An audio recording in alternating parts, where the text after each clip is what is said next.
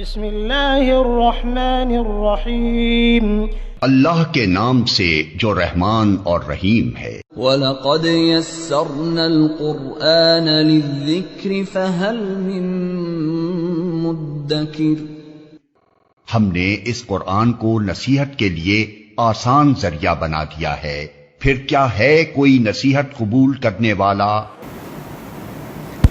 اعوذ باللہ من الشیطان الرجیم، بسم اللہ الرحمن الرحیم۔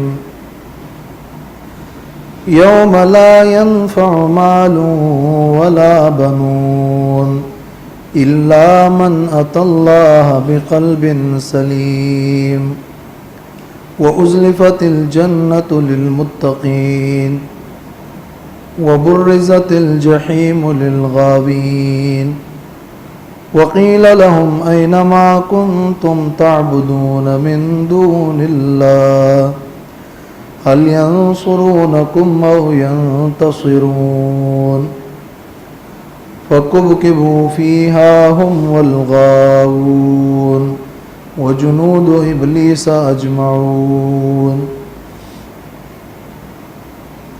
یہ سورۃ الشعراء کی آیت نمبر 88 اور اس کے بعد کی آیات ہیں۔ ابراہیم علیہ السلام نے اپنی قوم کو دعوت دی اور اللہ تعالیٰ کی صفات بیان کی اور ساتھ میں اللہ سے کچھ دعائیں کی۔ ان دعاؤں میں یہ دعا بھی تھی کہ وَلَا تُخْزِنِي يَوْمَ يُبْعَثُونَ، اے اللہ مجھے اس دن رسوا نہ کرنا جس دن کے لوگوں کو اٹھایا جائے گا۔ یہ کون سا دن ہوگا؟ یوم لا ينفع مال ولا بنون۔ یہ یوم لا ينفع مال ولا بنون، یہ یا تو ابراہیم علیہ السلام کی اس تقریر کا ہی حصہ ہے، اور یا یہ کہ یوم یبعثون تک ان کی دعا ختم ہو گئی، اور اب یہاں سے اللہ تبارک و تعالی نے قیامت کے دن کے کچھ احوال بیان کی۔ تو فرمایا یہ دن جس میں لوگوں کو اٹھایا جائے گا، یہ وہ دن ہوگا کہ جس دن مال بھی کوئی نفع نہ دے گی اور اولاد بھی۔ یوم لا ينفع مال ولا بنون، جس دن کے نفع نہیں پہنچائے گا مال، ولا بنون اور نہ اولاد بیٹے، الا من اتى اللہ بقلب سلیم، مگر نجات اس کو ہوگی جو آ جائے حاضر ہو اللہ کے پاس بقلب سلیم، سالم دل لے کر، صحیح سالم دل لے کر جو اللہ کے ہاں حاضر ہوا، نجات اس کو ہوگی۔ مال اور اولاد اور بیٹوں کی وجہ سے کسی کو عذاب الہی سے نجات نہیں ملے گی۔ نجات ملے گی تو اس کو ملے گی جس کا عقیدہ صحیح ہو اور جو صحیح سالم دل لے کر آ گیا۔ الا من اتى اللہ بقلب سلیم۔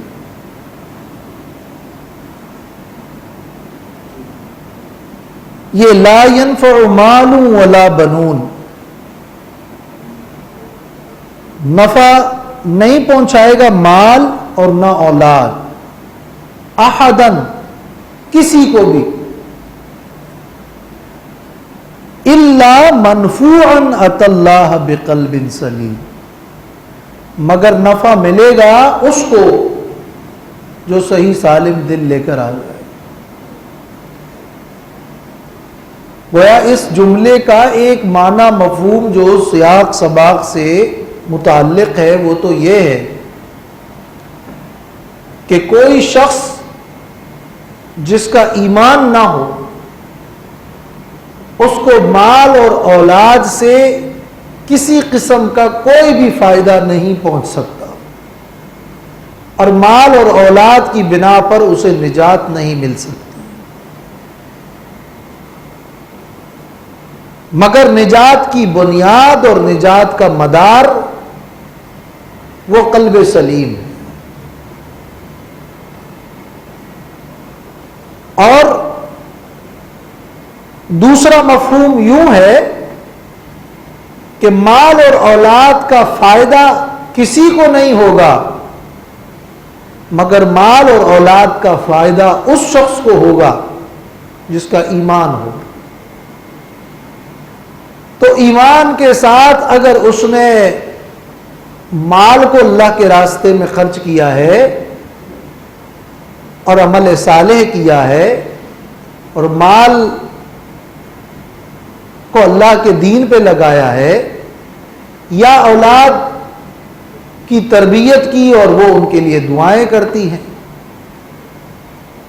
تو ایسے قلب سلیم اور صحیح عقیدے والے مومن کے لیے ان کے اعمال، اس کا مال، کی اولاد وہ فائدہ پہنچائے گی، ورنہ مال اور اولاد کسی کے لیے فائدہ نہیں۔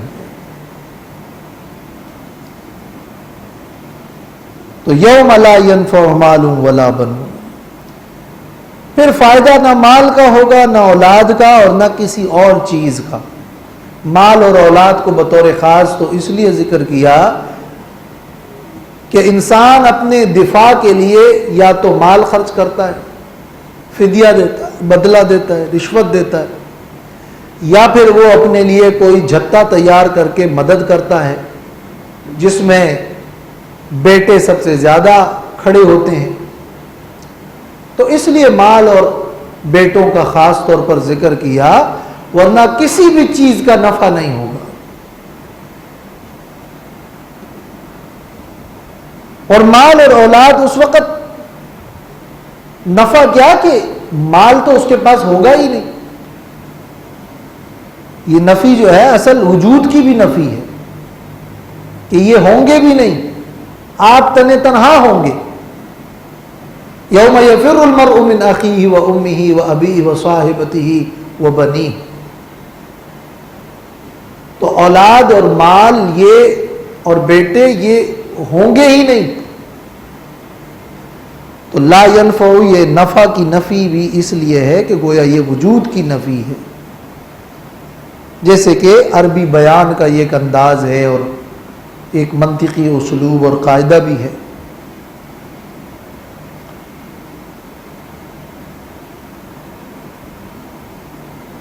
مگر نجات اس کو ہوگی، فائدہ اس کو ہوگا، ات اللہ، جو حاضر ہوا اللہ کے پاس، بقلب سلیم، دل کے ساتھ، ایسے دل کے ساتھ جو سلیم ہو، جو مریض نہ ہو بلکہ جو صحیح ہو۔ ایک قلب مریض ہے، فی قلوبہم مرض، اور ایک قلب سلیم ہے جس میں بیماری نہ ہو۔ مراد دل سے وہ ادراک باطنی ہے،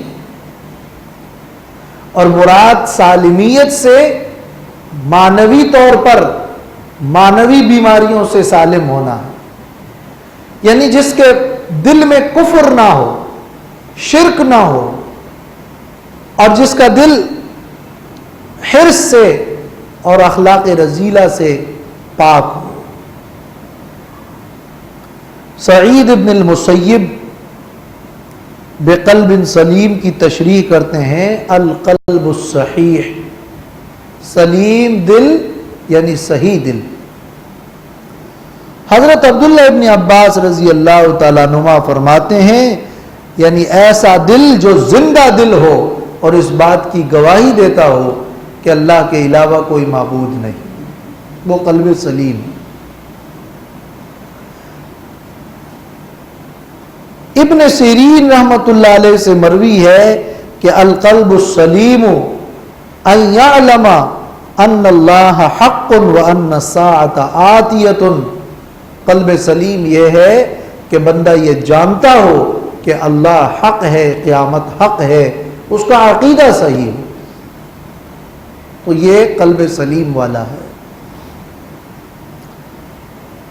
قلب سلیم وہ ہے هو القلب الخالی من البدعۃ المطمئن الی السنۃ، جو بدعت سے خالی ہو اور سنت پر مطمئن ہو۔ یہ مختلف صحابہ تابعین کے اقوال ہیں، تعبیرات ہیں، اور مقصد یہ ہے کہ قیامت کے دن نجات کی بنیاد اور نجات کا مدار وہ آپ کا صحیح عقیدہ، آپ کی صحیح سوچ، آپ کا صحیح نظریہ، اس لیے کہ باقی اعمال وہ تب صحیح ہوں گے جب دل صحیح ہو، باقی اعضاء وہ دل کے تابع ہیں، تو جب دل صحیح ہوتا ہے تو پھر اعمال بھی صالح ہوتے ہیں، نیت صحیح ہوتی ہے تو پھر عمل میں وزن ہوتا ہے۔ تو الا من اتى اللہ بقلب سلیم، تو یہ ایک بہت بڑا سبق ہے جو اس آیت میں بیان ہوا ہے کہ قیامت کے دن نجات کے لیے دل صحیح ہونا چاہیے، گویا اپنے دل پر محنت کرنی چاہیے، اپنے اندر کے ادراک کو درست کرنا ضروری ہے، اپنے اعتقاد کی اصلاح کرنی ہے، قرآن مجید کی آیات سے عقائد کا جو یہ تفصیلی بیان ہے، توحید ہے، رسالت ہے، آخرت ہے، یہ عقائد صحیحہ جو قرآن مجید کی آیات میں ہیں، اس کا بالکل پکا عقیدہ اور یقین اور اعتماد ہونا چاہیے، اور اس کے نتیجے میں پھر اعمال صالحہ بنتے ہیں۔ وَأُزْلِفَتِ الْجَنَّةُ لِلْمُتَّقِينَ، اور قریب کر دی جائے گی جنت پرہیزگاروں کے لیے۔ وَبُرِّزَتِ الْجَحِيمُ لِلْغَاوِينَ، اور جہنم کو ظاہر کر دیا جائے گا للغاوین، گمراہوں کے لیے۔ یہ وَأُزْلِفَتْ، جنت قریب ہوگی تاکہ جنتی اس کو دیکھیں اور دیکھ کر خوش ہو۔ یہ اب قیامت کے دن کا ایک منظر پیش کیا جا رہا ہے۔ ممکن ہے کہ یہ بھی ابراہیم علیہ السلام کے قول کا حصہ ہو، زیادہ قرین قیاس تو یہ ہے کہ یہ ایک مستقل الگ بیان ہے قیامت کے احوال کا، جس میں یہ بتایا جا رہا ہے کہ وہ ایسا منظر ہوگا جس میں جنتیوں کے لیے خوشی بالکل واضح ہوگی کہ انہیں جنت کے پاس جانے کی مشقت بھی نہیں دی جائے گی، جنت ہی ان کے قریب کیا جائے گا تاکہ وہ دیکھیں اور خوش ہوں۔ اور یہ ازلفت ماضی ہے، یوم لا ینفع، مضارع پر عطف، اس لیے کہ یہ گویا کہ یہ اتنا یقینی ہے جنت کا قریب ہونا کہ گویا قریب کر دی گئی، کر دی جائے گی، کر دی گئی جنت قریب متقیوں کے، تو کر دی جائے گی اتنی یقینی ہے کہ گویا قریب کر دی گئی۔ اور جہنم کو گمراہوں کے سامنے ظاہر کر دیا جائے گا تاکہ وہ دیکھ کر ڈریں اور غمگین ہو اور افسردہ ہوں۔ یہ کن کے لیے؟ الغاوین، جو گمراہ ہے، جو سیدھے راستے سے منحرف ہے، جو اپنے خواہشات کی پیروی کرتے ہیں۔ وَقِيلَ لَهُمْ أَيْنَ مَا كُنْتُمْ تَعْبُدُونَ مِن دُونِ اللَّهِ، اور کہا جائے گا ان سے، ان گمراہوں سے، أَيْنَ مَا كُنْتُمْ تَعْبُدُونَ، کہاں ہے وہ جن کی تم عبادت کرتے تھے؟ أَيْنَ مَا كُنْتُمْ، أَيْنَ کہاں ہے، ما وہ معبود، یہ ما موصولہ ہے۔ عموماً تو یہ آئینہ اور ما جب ما موصولہ ہو، زائدہ نہ ہو، تو اس کو الگ لکھا جاتا ہے، مگر یہاں یہ این ما ایک ساتھ لکھا گیا ہے کہ مصحف عثمانی میں اسی طرح لکھا ہوا تھا. این ما کنتم تعبدون، کہاں ہے وہ جن کی تم عبادت کرتے تھے؟ تمہارے معبود تو اب غائب ہے، کہاں ہے وہ؟ اور اگر موجود بھی ہو وہ معبود سامنے، ان کے بت موجود بھی ہو، تو کہاں ہے کا مطلب یہ کہ اب ان کی کارکردگی کہاں ہے؟ جو تم کہتے تھے کہ یہ ہمیں چھڑائیں گے، تو کہاں ہے اب تمہارے معبود من دون اللہ، اللہ کے علاوہ؟ هل ينصرونكم او ينتصرون، کیا وہ اب تمہاری مدد کر سکتے ہیں یا وہ بدلہ لے سکتے ہیں؟ ینتصرون، انتصار کا مطلب ہوتا ہے بدلہ لینا یا خود کو بچانا. کیا وہ تمہاری مدد کر سکتے ہیں یا تم خود کو بچا سکتے ہو؟ بدلہ لے سکتے ہیں یا وہ خود اپنے آپ کو بچا سکتے ہیں؟ فَكُبْكِبُوا فِيهَا هُمْ وَالْغَاوُونَ، تو اوندے منہ ڈالے جائیں گے اس جہنم میں، ہم ان معبودوں کو بھی، والغاوون، اور ان کی بندگی کرنے والوں کو بھی. گمراہ، غاوون، اور ان گمراہوں کو بھی اور ان کے معبودوں کو بھی، ان بتوں کو بھی اس میں ڈال دیا جائے گا، یعنی اس میں سب جمع کیے جائیں گے. کبکبو، کب یا کبو، اس کا معنی ہے منہ کے بل گرانا، اور یہ کبا یا کبو یعنی ایک کبا کا بھی یہی معنی ہے، لیکن کب کبو، کب کبا، کب کبو، یہ دو دفعہ کاف با اور کاف با میں گویا کہ تکرار ہے. تکرار اللفظ یدل علی تکرار المعنی، جب لفظ مکرر ہوتا ہے تو معنی بھی مکرر ہوتا ہے. گویا فکب کبو کا معنی یہ ہے کہ بار بار انہیں منہ کے بل گرایا جائے گا، بار بار گرایا جائے گا. جیسے کف کف الدمع، آنسوؤں کا گرنا اور بہنا، بار بار اور مسلسل بہنے کے لیے کف کفا، آنسو بہانا.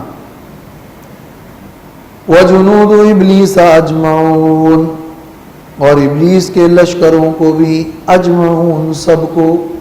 یہ اجمعون تاکید ہے، یہ ہم، غاؤون اور جنود و ابلیس سب کو جہنم میں ڈال دیا جائے گا. یا جنود و ابلیس صرف جنودوں کی بھی تاکید ہو سکتی ہے. قالوا وهم فيها يختصمون،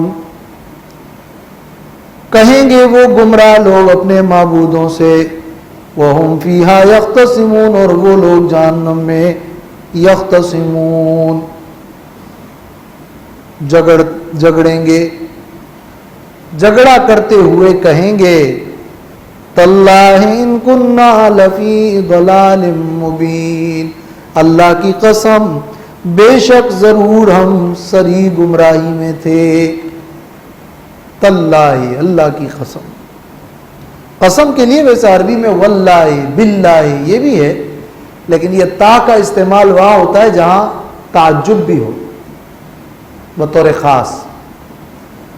تو انہیں تعجب بھی ہوگا، ہم تو سمجھتے تھے کہ ہم راہ راست پر ہیں، تعجب ہے اللہ کی قسم بے شک ضرور ہم گمراہی میں ہیں. ہاں، تو اس کے مقابلے میں یہ تاللہ ہے. اذ نسویکم برب العالمین، جس وقت کہ ہم تمہیں برابر سمجھتے تھے، برابر کرتے تھے رب العالمین کے ساتھ. ہم سمجھتے تھے کہ تم ہمیں نجات دینے والے ہو، تم غیب دان ہو. ہم سمجھتے تھے کہ تم قادر مطلق ہو، تمہیں غیب کلی حاصل ہے، تمہیں ہم نے خدائی صفات دے رکھی تھی. پوری طرح اللہ رب العالمین کے برابر تو مشرکین مکہ بھی نہیں کرتے تھے. مگر صفات الوہیت اور خدائی صفات میں ہم تمہیں ان کے برابر جو کرتے تھے یہ ہم نے بڑی غلطی کی تھی اور ہم صریح گمراہی میں تھے. یہ خطاب تو ویسے بتوں سے ہے، بظاہر جو شروع سے اصنام کا ذکر چلا آ رہا ہے، اس کا جو انداز بیان ہے اور اس کے جو صیغے ہیں وہ تو ذوی العقول کے ہیں. تو اس میں تو وہاں تمام معبودان باطلہ جو ذوی العقول تھے وہ بھی شامل ہیں، اور قرآن مجید کے دوسرے مقامات سے اس کا پتہ چلتا ہے. اور اصنام اور بتوں کو بھی اللہ نے اگر کچھ ادراک دے دیا ہو اس وقت تو یہ بھی بعید نہیں. اور یہ کہنا ویسے بھی عربیت میں ندامت کا خطاب ہوتا ہے، بطور ندامت کے جو ہے ان بتوں سے، ان پتھروں سے، ان لکڑیوں سے ہی کہا جا رہا ہوگا ہم نے بہت برا کیا جو تمہیں معبود بنایا. وَمَا أَضَلَّنَا إِلَّا الْمُجْرِمُونَ، اور نہیں گمراہ کیا ہم کو مگر بڑے بڑے مجرموں نے. المجرمون کون ہے؟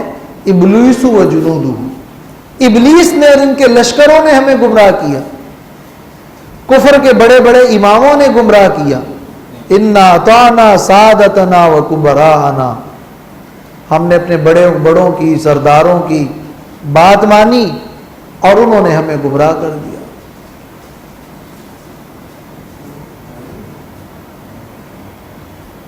اور المجرمون میں ممکن ہے الف لام برائے کمال ہو، بڑے بڑے مجرم. وَمَا لَنَا مِن شَافِعِينَ، تو نہیں ہے ہمارے لیے من شافعین کوئی بھی سفارش کرنے والا کہ چھڑا لے، وَلَا صَدِيقٍ حَمِيمٍ، اور نہ ہی کوئی قریبی دوست.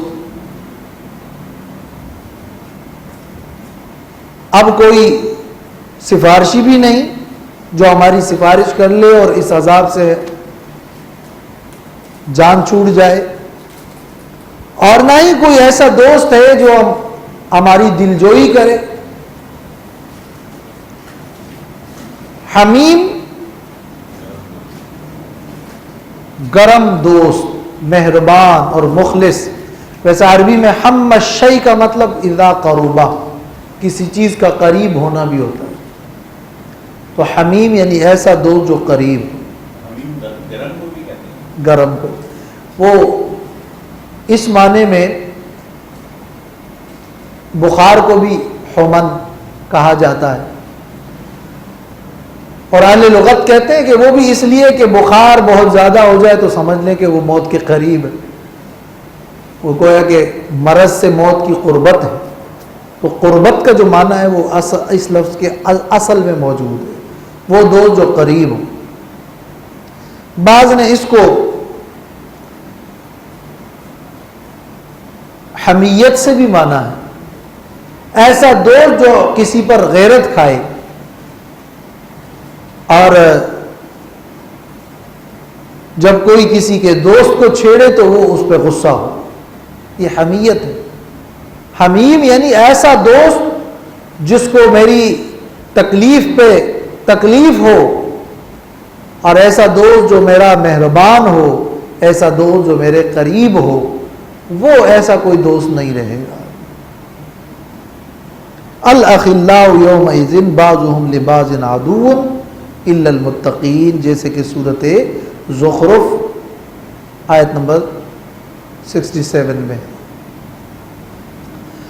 وَلَوْ أَنَّ لَنَا، یہاں پر من شافعین میں شافعین جمع ہے، اور صدیق حمیم واحد. تو زمخشری نے تو یہ کہا ہے کہ یہ وَجَمْعُ الشَّافِعِينَ لِكَثْرَةِ الشَّافِعِينَ، یہ شافعین جمع اس لیے ہے کہ سفارش کرنے والے بہت ہوتے ہیں اور دوستوں کی تعداد بڑی کم ہوتی ہے. گرم جوش دوست کم ہوتے ہیں، سفارش والے زیادہ مل جاتے ہیں. تو شافعین جمع ہے اور صدیق واحد ہے. یا اس لیے کہ اپنے معبودوں کو مشرکین سفارشی سمجھتے تھے، اور معبودوں کی تعداد تو ان کو معلوم تھی، متعین تھی، جبکہ دوست اور صدیق یا حمیم کی وجہ سے اس کو واحد لائے کہ اگر صدیق جمع ہو تو حمیم، پھر حمیم کا لفظ نہیں رہے گا، پھر یہ لفظ جمع ہو جائے گا. اور ان آیات کا جو یہ تسلسل ہے، شافعین اور حمیم اور مومنین، وہ فاصلہ پھر اس طرح نہیں رہے گا، اور فصاحت و بلاغت کے انداز میں عموم کے لیے من شافعین جمع اور ولا صدیق حمیم واحد، دونوں کا مطلب تو ایک ہے، لیکن وہاں فاصلے کو درست کرنے کے لیے ولا صدیق حمیم لائے. تفسیر ابن عاشور، صدیق حمیم توصیفی ہے، صدیق حمیم جو ہے یہ صفت ہے صدیق کے لیے.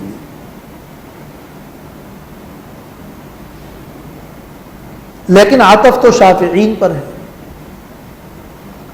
ولو، ہاں من کے بعد چونکہ وہ مجرور ہے تو صدیق حمیم بھی مجرور ہے، اور صفت موصوف کا بھی ایک اعراب ہوتا ہے.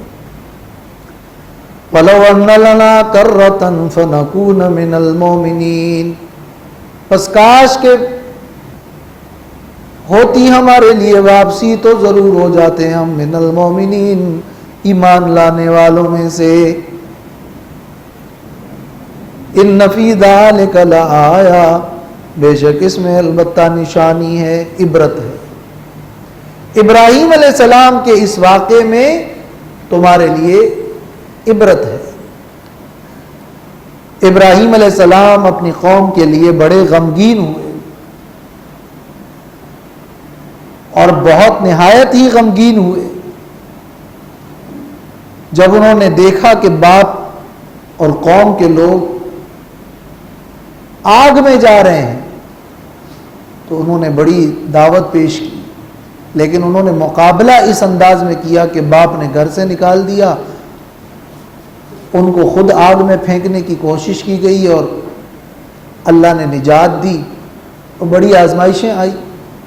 تو صورت تسلی کی صورت ہے، یعنی آپ تسلی رکھیں، یہ معاملہ مخالفین کا یہ ایک قدیم معاملہ ہے، اور یہ ایک مستمر معاملہ ہے، اور یہ سلسلہ چلتا رہتا ہے. پھر اس واقعے میں بھی آپ دیکھیں کہ بقا کس کو ہوئی. ابراہیم علیہ السلام کا نام زندہ ہوا، ان کے معتقدین پیدا ہوئے، ان کو اللہ نے نجات دی، وہی کامیاب ہوئے. تو اے نبی آپ تسلی رکھیں، بقا تمہاری ہے اور تمہارا ہی نام اونچا ہوگا. وَرَفَعْنَا لَكَ ذِكْرًا. تو ایسے ہی اس واقعے میں عبرت کی بہت ساری باتیں ہیں، توحید کی باتیں ہیں، رسالت کی باتیں ہیں، آخرت کی باتیں ہیں. یہ جو بیان گزرا ہے اس میں لآیا بڑی نشانیاں ہیں. وَمَا كَانَ أَكْثَرُهُم مُؤْمِنِينَ، اور نہیں تھے اکثر ان میں سے ایمان لانے والے. ابراہیم علیہ السلام کے مخالفین میں یا اب اس وقت موجودہ مخالفین میں. وَإِنَّ رَبَّكَ لَهُوَ الْعَزِيزُ الرَّحِيمُ، اور بے شک تیرا رب البتہ وہ غالب ہے اور رحم والا ہے، جیسے کہ پہلے گزر چکا ہے. كذبت قوم نوح المرسلين إذ قال لهم أخوهم نوح ألا تتقون إني لكم رسول أمين فاتقوا الله وأطيعون وما أسألكم عليه من أجر إن أجري إلا على رب العالمين. یہاں سے اب جب ذکر ہوا حضرت موسیٰ علیہ السلام کا، حضرت ابراہیم علیہ السلام کا، تو اب 5 انبیاء علیہم السلام کی دعوت کو ذکر کیا جا رہا ہے، اور ان سب کی دعوت ایک جیسی دعوت، اور اس میں تقوی کا ذکر ہے، اور اس میں یہ ذکر ہے کہ یہ تمام انبیاء رسول تھے، امین تھے، اور انہوں نے یہی دعوت دی کہ میری اطاعت کرو اور یہ دعوت دی کہ مجھے تم سے کوئی لالچ نہیں. تو ان کے وہ جو دعوتی نکات تھے ان تمام انبیاء کے وہ ایک تھے، اور بتانا یہ مقصود ہے کہ عذاب کا جو سبب ہے وہ تکذیب. جب ان انبیاء علیہ السلام کی اقوام نے ان کی دعوت کو نہیں مانا، ان کی تکذیب کی، تو نتیجہ یہ ہوا کہ ان پر اللہ کا عذاب آیا. تو اے نبی آپ کی دعوت بھی یہی ہے، آپ بھی یہی کہتے ہیں کہ میں رسول ہوں، آپ بھی یہی کہتے ہیں کہ میں امین ہوں، بلکہ آپ کو وہ امین تسلیم کرتے ہیں، اور آپ بھی یہی کہتے ہیں کہ مجھے تم سے کوئی لالچ نہیں. تو یہ قوم، یہ لوگ جب تیری تکذیب کریں گے تو ان کا انجام بھی برا ہوگا، اور یہ سلسلے دعوت ایسا ہی چلتا رہا ہے. اس میں تسلی کا پہلو ہے. کذبت قوم نوح المرسلین، جھٹلایا نوح علیہ السلام کی قوم نے رسولوں کو. کذبت مؤنث ہے، قوم کا لفظ جو ہے یہ مذکر اور مؤنث دونوں طرح استعمال ہوتا ہے، اس لیے یہاں کذبت، اور خاص کر تذلیل کے لیے پھر تانیث کا استعمال ہوتا ہے. تو کذبت قوم نوح علیہ السلام کی قوم نے تکذیب کر دی. المرسلین جمع ہے، سب رسولوں کی تکذیب کر دی. اس وقت تو نوح علیہ السلام تھے رسول، مگر کسی ایک رسول کی تکذیب کرنا سب کی تکذیب کرنا ہوتا ہے، اس لیے کہ سب کی دعوت ایک تھی. ورنہ یہ مجاز مرسل ہے اور کل کا اطلاق جز پر اور بعض پر ہوتا ہے، مگر سب کی دعوت ایک تھی، اس لیے المرسلین جمع. اذ قال لهم اخوهم نوح الا تتقون، جب کہا ان سے ان کے بھائی نوح علیہ السلام نے الا تتقون، کیا تم نہیں بچتے ہو عذاب سے، کیا تم نہیں ڈرتے ہو، کیا تم عذاب سے بچنے کی کوشش نہیں کرتے ہو، کیا تم شرک کو نہیں چھوڑو گے. تقویٰ کا اصل معنی ہوتا ہے بچنا. کیا تم نہیں بچو گے، شرک سے نہیں بچو گے، اور شرک کے نتیجے میں عذاب آنے والا ہے، کیا اس عذاب سے نہیں بچو گے.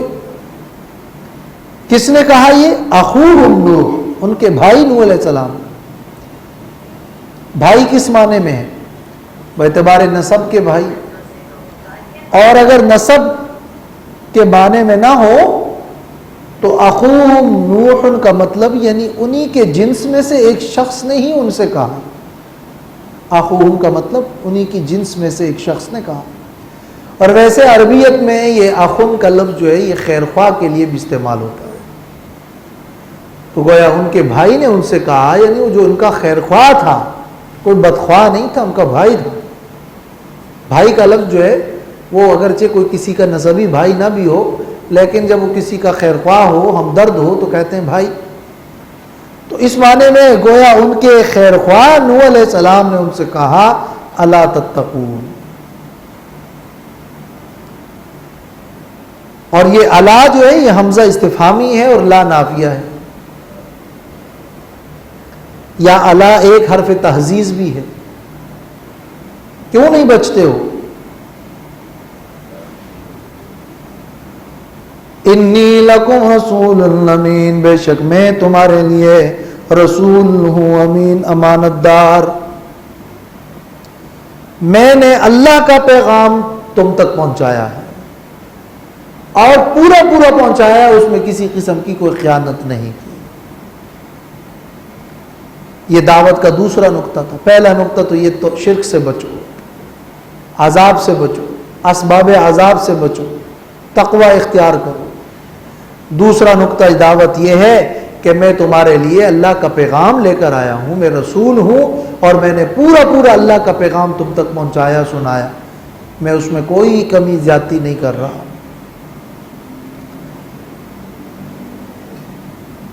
تیسری دعوت فاتقوا اللہ واطیعون، بس اللہ سے ڈرو اور میری اطاعت کرو.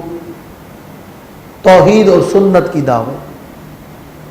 میری رسالت کو مانو، شرک سے بچو، میری رسالت کو مانو، توحید اختیار کرو اور میری اطاعت کرو۔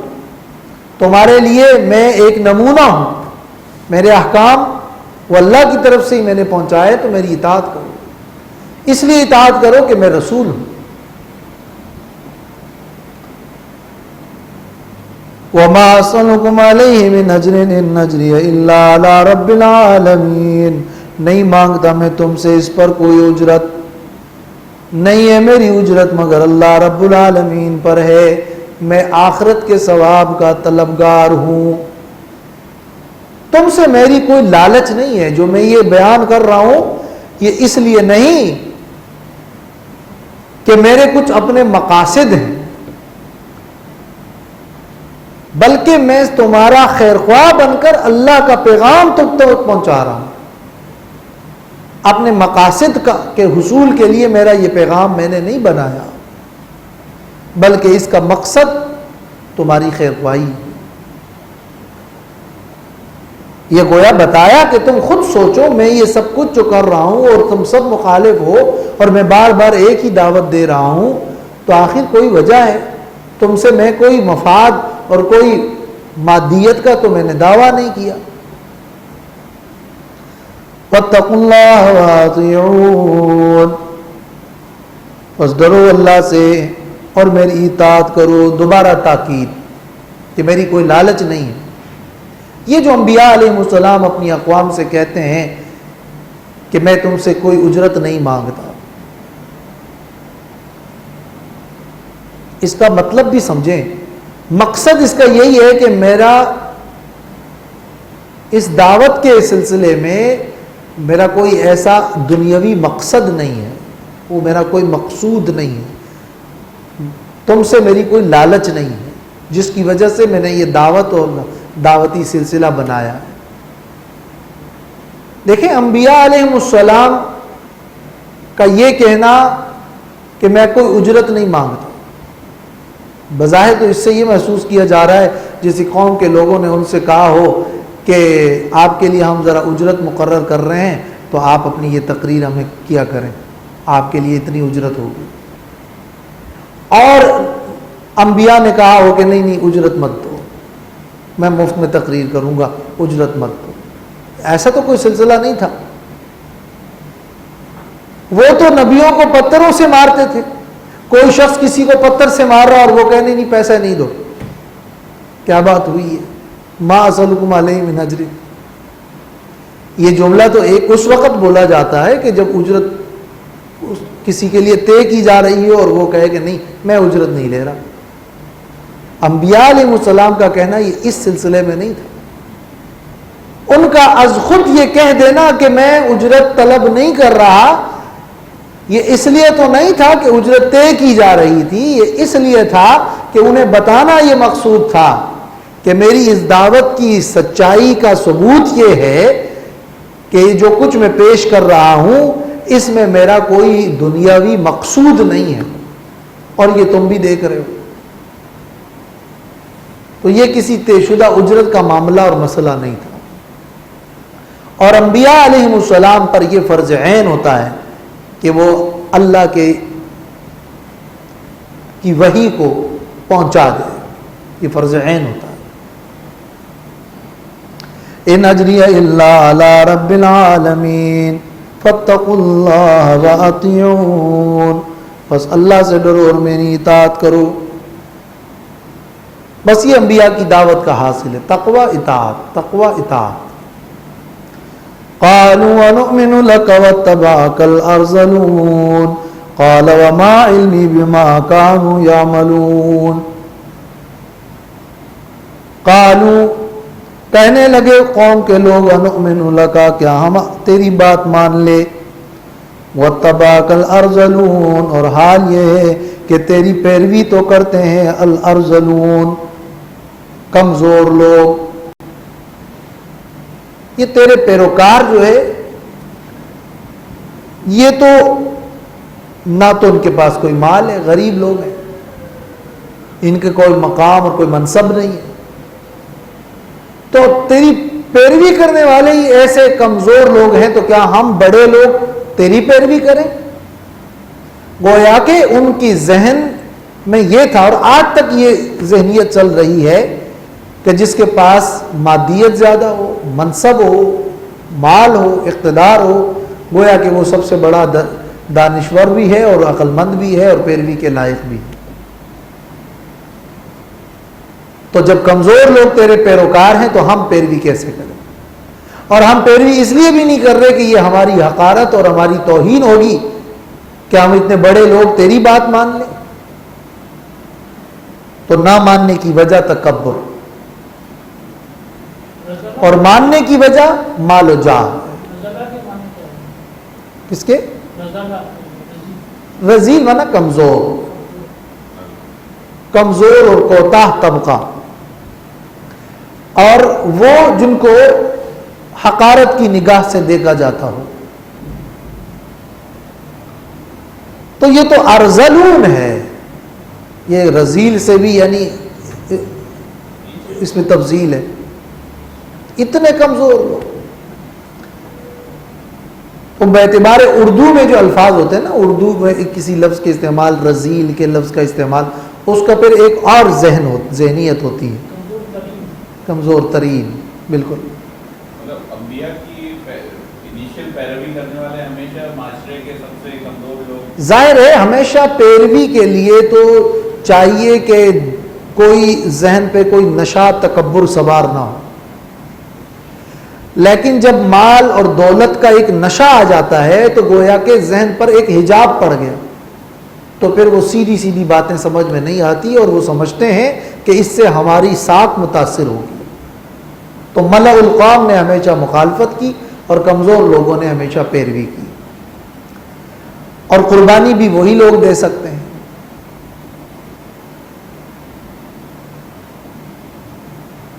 قال وما علمی بما كانوا يعملون.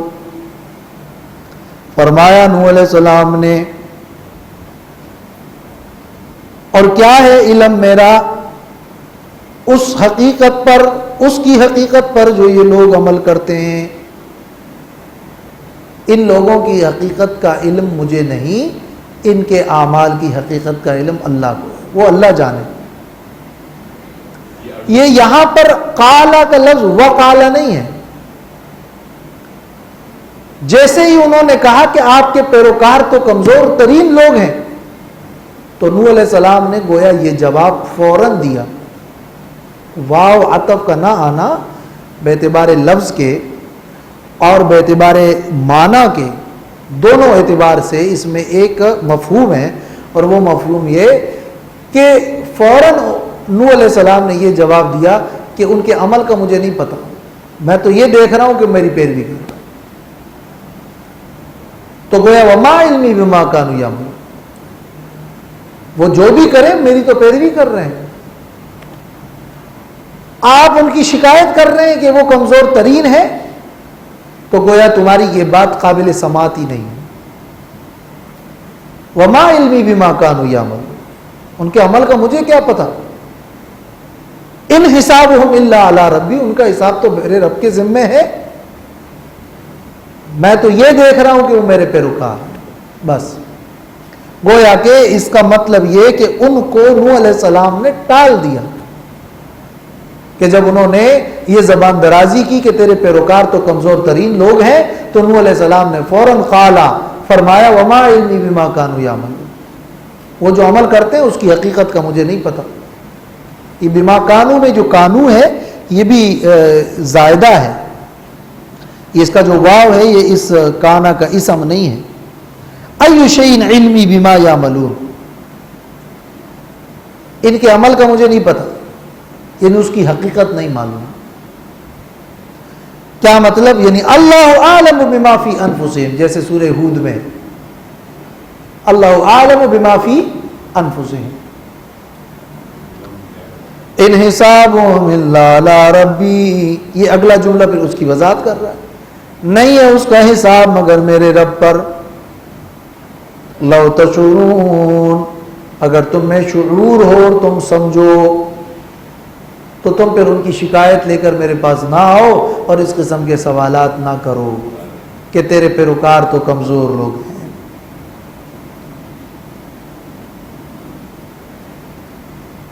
وما انا بطارد المؤمنین، اور مزید اس پر وضاحت کر دی کہ کیا تمہارا یہ خیال ہے کہ یہ متبعین جو پیروکار ہیں ان کو میں چھوڑ دوں؟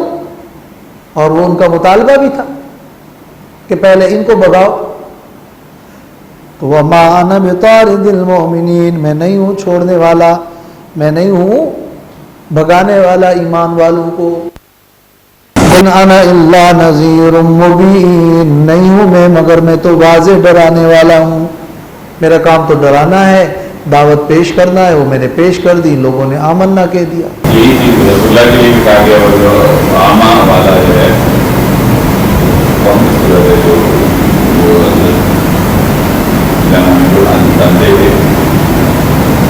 عبس و تولی، سورہ عبس میں، کہ وہاں عبداللہ ابن ام مکتوم، تو رسول اللہ صلی اللہ علیہ وسلم کو بھی اس میں اور ہر داعی دین کو اس میں ہدایات ہیں کہ آپ کی دعوت کی جو بنیاد ہیں وہ دعوت کی بنا پر آپ کے ساتھی ہوں گے، یہ نہیں کہ بڑے لوگوں کو تو آپ قریب کریں اور کمزور طبقے کے لوگوں کو آپ پیچھے ہٹائیں۔ مدار تو مال اور دولت نہیں ہے، آپ کی دعوت جو دعوت ہے اس کے جو پیروکار ہیں وہ آپ کے ساتھی ہیں۔ قالوا لئن لم تنته يا نوح لتكونن من المرجومین، کہنے لگے وہ اگر تم باز نہ آئے اے نوح تو ضرور ہو جاؤ گے تم من المرجومین، سنگساروں میں سے، یعنی مقتولین میں سے ہو جاؤ گے، تمہیں ہم قتل کر دیں گے، دھمکی دے دی قتل کی، اور پتھروں سے مار مار کر قتل کر دیں گے۔ یہ معنی بھی ہوا ہے کہ تمہیں ہم بہت گالیاں سنائیں گے، مشتومین۔ قال رب ان قومی کذبون، نوح علیہ السلام نے دعا کی ہے میرے رب بے شک میری قوم نے مجھے جھٹلایا۔ یہ واقعہ تو یہاں 2-3 آیتوں میں ذکر کیا جا رہا ہے، لیکن اس میں 950 سال لگے۔ گویا نوح علیہ السلام نے اپنی شفقت کی انتہا کر دی، اور یہ دعا بھی اس وقت کی کہ جب انہیں اللہ کی طرف سے یہ وحی ہوئی کہ اب تیری قوم میں کوئی بھی ایمان لانے والا نہیں ہے، تو تب جا کے دعا کی، اور دعا میں ابتدائی تمہید اس انداز میں پیش کی کہ مجھے افسوس ہے کہ میری قوم نے میری تکذیب کی۔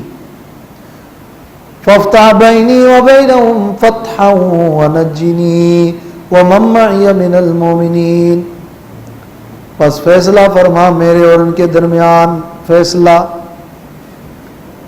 فتح یفتح کا معنی تو کھولنا ہے، فیصلے میں سب کھل جاتا ہے، گویا کہ واضح فیصلہ فرما۔ وَنَجِّنِي، اور مجھے نجات عطا فرما، اور ان کو بھی جو میرے ساتھی ہیں ایمان والوں میں سے۔ فَأَنْجَيْنَاهُ، تو ہم نے انہیں نجات دی، وَمَن مَّعَهُ، اور جو ان کے ساتھ تھے، فِي الْفُلْكِ الْمَشْحُودِ، بھری کشتی میں جس میں لوگ بھی تھے اور چیزوں سے اور حیوانات سے بھی اس کو بھر دیا گیا تھا۔